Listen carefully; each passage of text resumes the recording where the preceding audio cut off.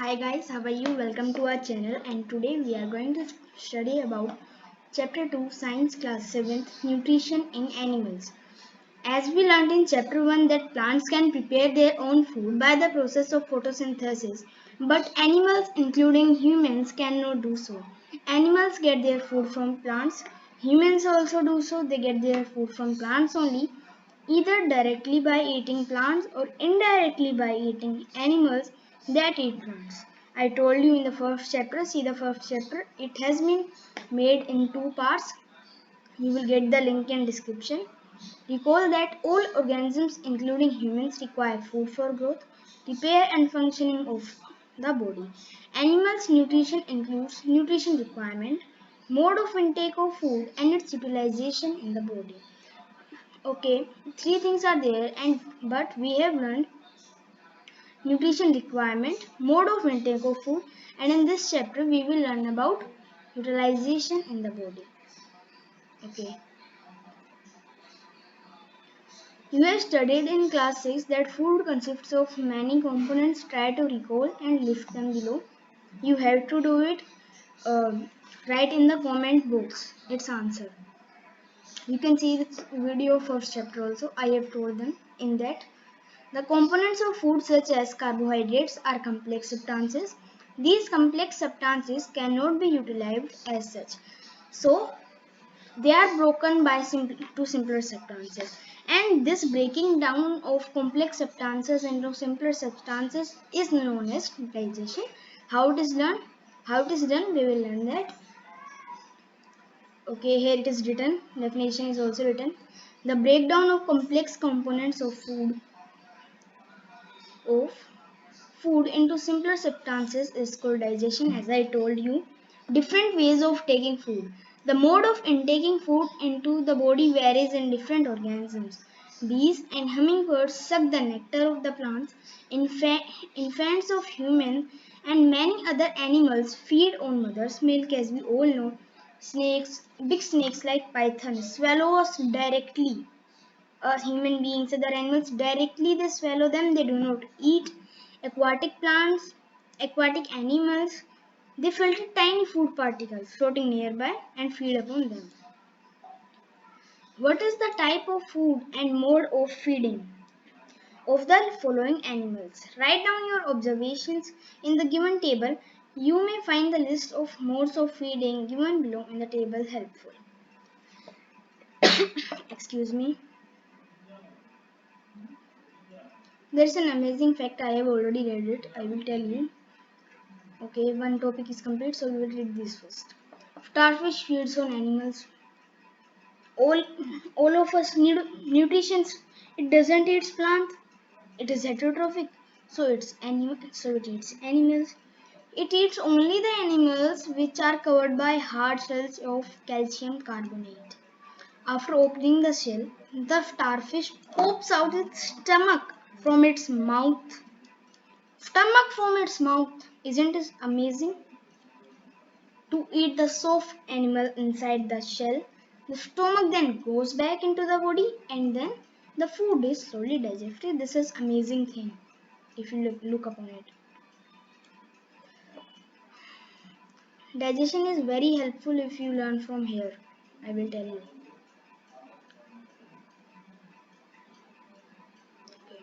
Digestion in humans. We take in food through the mouth, digest and utilize it. The unused parts of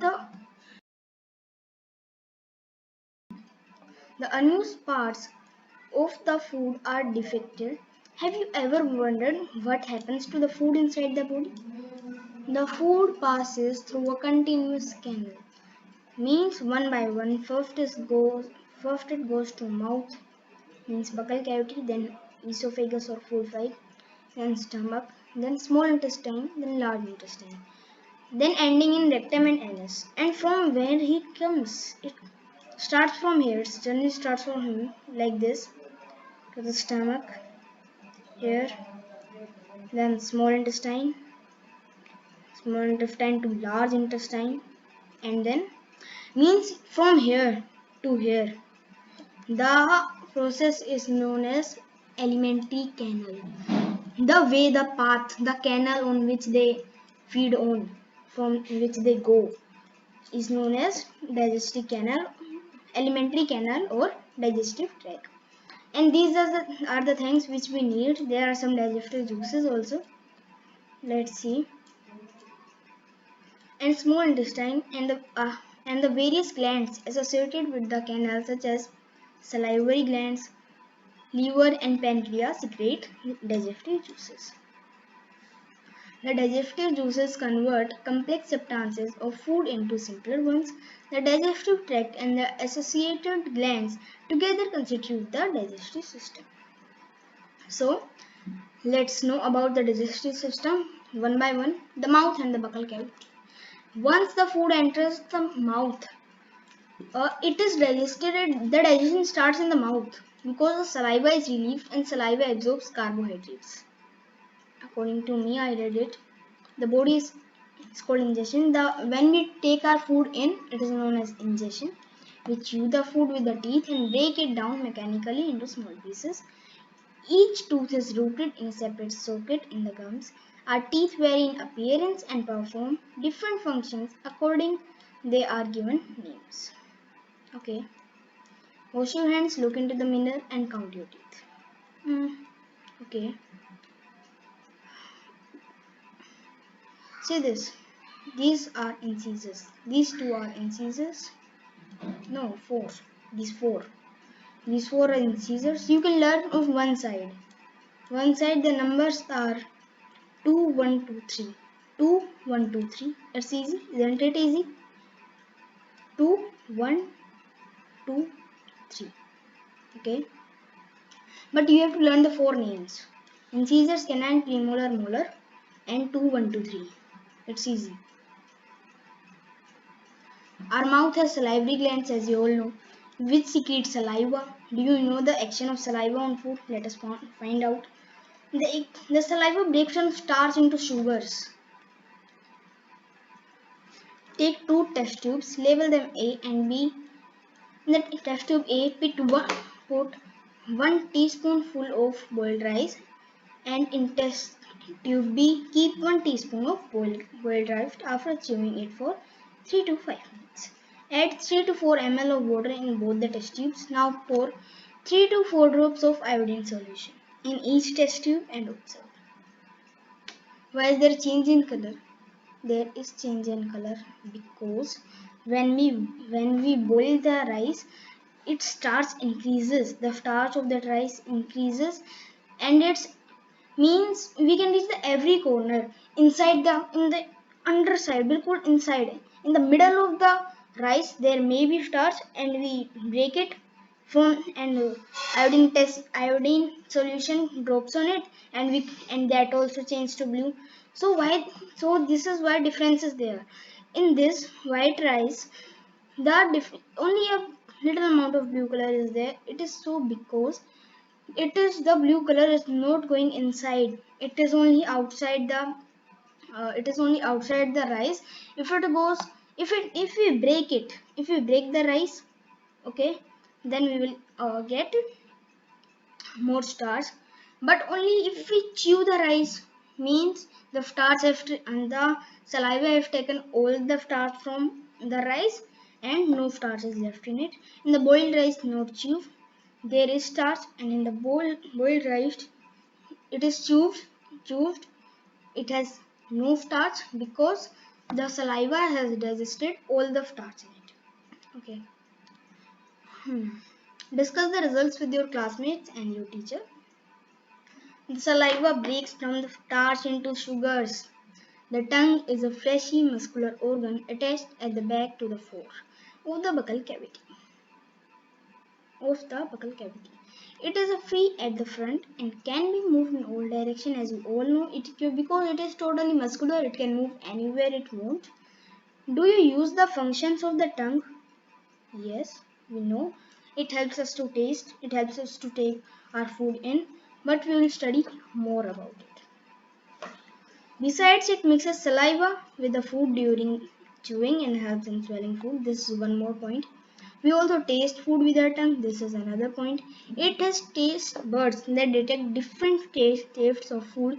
We can find out the position of taste buds in the following activities. See this.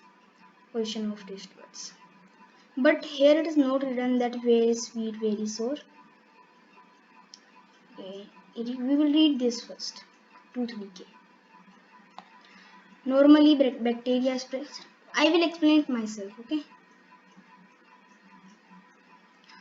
Uh, when we eat sweets, sugars are left in it.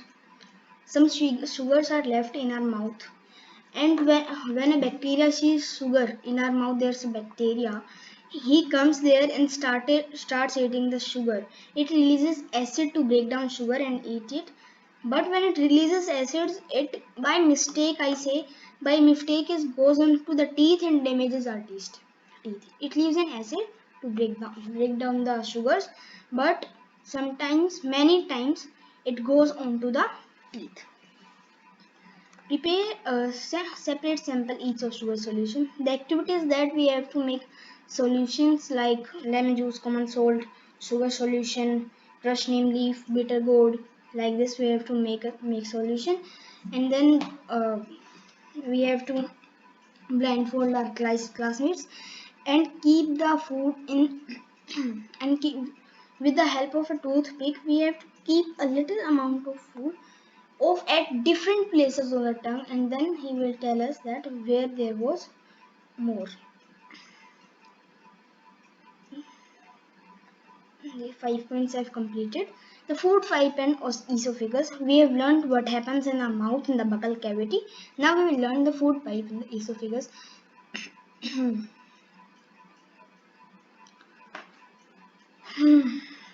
Runs along the neck. It runs along the neck, as we all know about it. See this. When the food comes here, it means it expands. If I say it expands at that time, see this, it expands from normal when the food comes, and then when the food goes under, means from the back side it expands and then again comes to normal position, then again expands, that then again comes to normal position. This helps the food to reach the stomach easily. Okay. Food is pushed down by the movement of the wall of the food pipe. As I say, they expand and then again come to the normal position. Actually, this movement takes place throughout the alimentary canal and pushes the food downwards. At times, the food is not accepted by our stomach and is vomited out. Recall the instances when you vomit after eating and think of the reason of it. Discuss with your parents and teacher. I know about it. I will tell you why we vomit. The thing is that uh, when we move a little bit, there's a fluid in our ear that moves, and thus the message reaches to the brain. The brain tells this message to medulla, and medulla CTZ. There's an organ known as CTZ. Tells it to CTZ, and CTZ says means there's a problem in our mind. So everything there is in our stomach. It tries to let the food out because there may be some problem in the food. Because of that, the fluid is moving. Okay. The stomach is a thick walled bag. It's shaped like a flattened J, and it is the widest part of the alimentary canal. It receives food from the food pipe at one end and opens into the small intestine at the other end. Stomach is the widest part. It is thick walled bag. Its shape is like J, and the inner lining of stomach means inside the stomach. It secretes mucus, hydrochloric acid, and other digestive juices. The mucus protects the lining of the stomach. Okay, the means the acid is relieved hydrochloric acid. But if it hurts the stomach, what will happen? So to save this only, uh, mucus forms an layer to protect the stomach. Food and makes the medium in the stomach acidic and helps the digestive juices to act. It forms a layer and helps the digestive juices to act. The digestive juices break down the proteins into simpler substances, means the digestion of proteins is done in the stomach. Now let's go to the small intestine. Small intestine is highly cold. There's a diagram which I showed you. It is gone. See this. Small intestine. It is highly cold. You cannot even imagine it is 7.5 meters long. In our own stomach, it is 7.5 meters long. It is highly cold. Okay. It receives secretions from liver and pancreas. Its wall also secretes juices. Means the most of the digestion is done in the small intestine only. And the bile juice is secreted by the liver and it is stored in the gallbladder.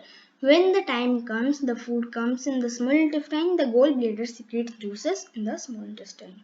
The bile plays an important role in the digestion of fats, means the bile juice helps in the digestion of fats.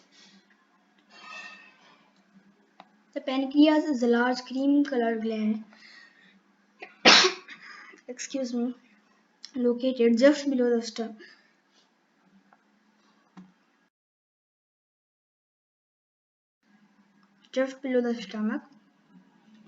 Okay.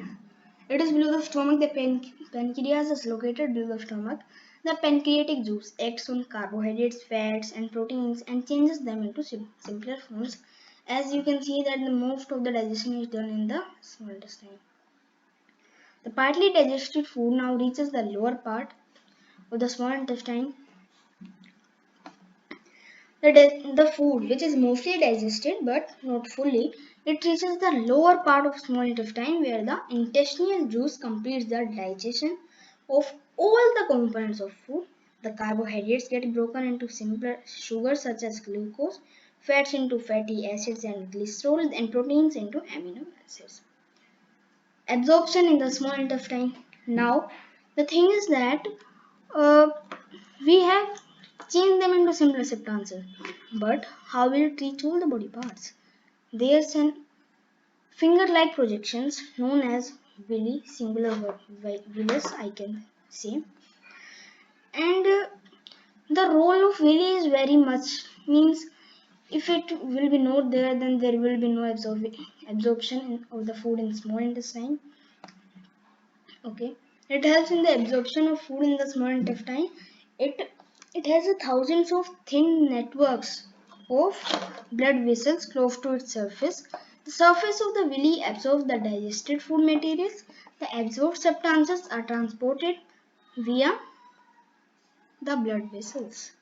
Means through the blood vessels, the absorbed substances are transported to different organs of the body. Okay, where they are used to build complex substances such as the proteins required by the body. This is called assimilation. Once we have converted them into simpler substances, then according to our use, we again convert them to not that much complex that we have to again digest them, but this much that we can utilize them in by us only. We form them as our usable form. Large intestine. The large intestine is wider and shorter than small intestine. The large intestine is wider but shorter than small intestine.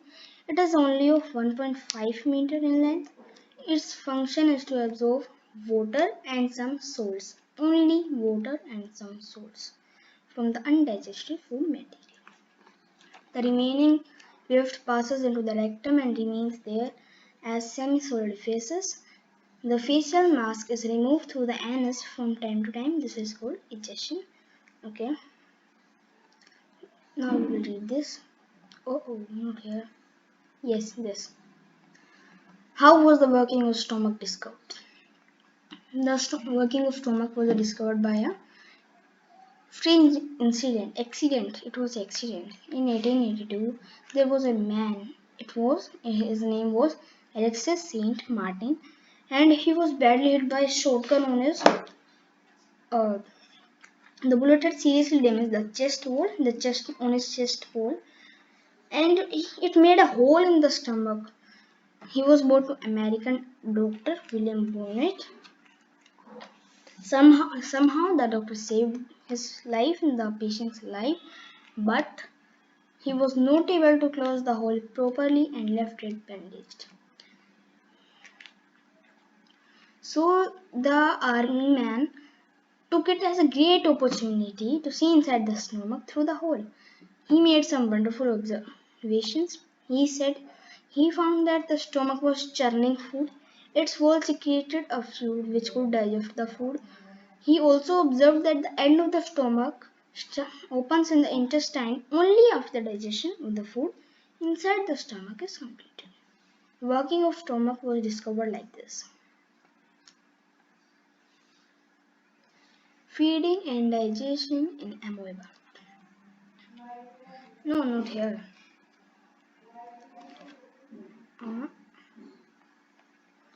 Digestion in grass-eating animals. Okay.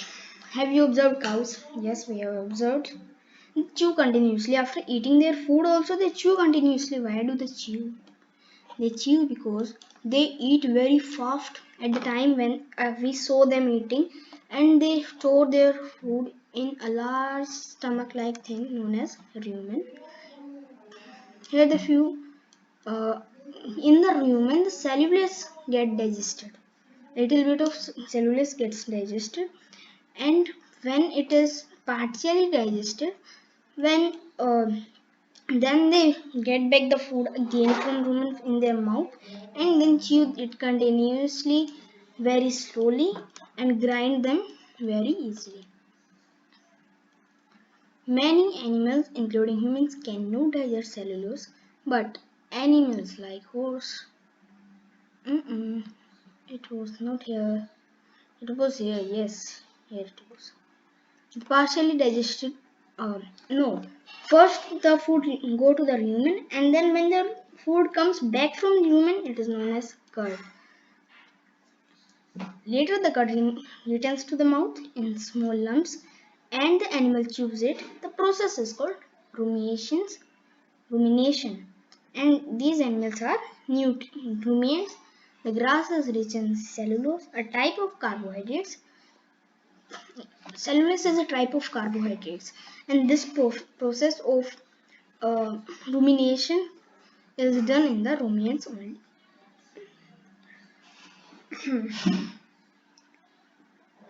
So see this esophagus. This is rumen, large, and this is small intestine, very small, really. Stomach is very large. This is large intestine. This is cesium. I don't know what's this. We will read about it. Many animals, including humans, cannot digest cellulose. Animals, including humans, cannot digest cellulose. Animals like horses, rabbits, etc., have a large sac-like structure called cesium between the esophagus and small intestine. The cellulose of the food is digested here. Here it is digested by certain bacteria which are not at all present in the humans. We have learned about animals feeding and digestion in amoeba. This is our last topic, maybe. Let me check. Yes, this is our last topic. You will learn, I will totally explain it with the figure, okay? Amoeba is a microscopic single-celled organism. It is found in pond water, okay? It so happens when the food particle comes here, the pseudophodia, from both sides, it comes out and takes the food particle, comes in. And nucleus, it's not in the middle, but it is very large in the, not very large, but it is large enough compared from the other parts of this amoeba nucleus, and the pseudophodia comes out, captures it, goes to the food vacuole, it digests it, go to the nucleus spreads it, and after the digestion is completed, it comes here. It's not like that it has been digested, not totally digested. The things they need, only they digest that thing only, and then they throw them out from here, digested waste. Okay. So far we have done this chapter. Now I am going to tell you some important points. Animals nutrients. What do animals nutrients include? What is, okay, this is black bolded, and the definition of digestion. The breakdown of complex components of food into simpler substances is called digestion. Okay. Now the glands and the things needed in the digestion: buccal cavity, salivary gland, esophagus, liver, gallbladder, stomach, pancreas, small intestine, large intestine, rectum and anus. And you must know which juices are secreted in the stomach. About gallbladder you must know. Here's the gallbladder. And the liver. Here's the liver. Liver secretes the bile juice. It is stored in the gallbladder. You must know this thing. It is very necessary and comes in the exams. And this is known as digestive system. Alimentary canal. From here, the passage from here to here is the alimentary canal. Mouth and buccal cavity. All the teeth you may know. Incisor, canine, premolar, molar. 2, 1, 1, 2, 2, 1, 2, 3. Okay. It is very easy. 2, 1, 2, 3. 2, 1, 2, 3. Okay. And the process of taking the food is called as, is known as ingestion. Saliva digests starch. Tooth decay. About tooth decay we have learned. In the food pipe, esophagus, how the food goes inside, you must know. Proteins. You must know that stomach digests proteins only. Small intestine, bile juice, gallbladder, fat. Bile juice helps in the digestion of fats. You may know in which year and by whom the process of stomach was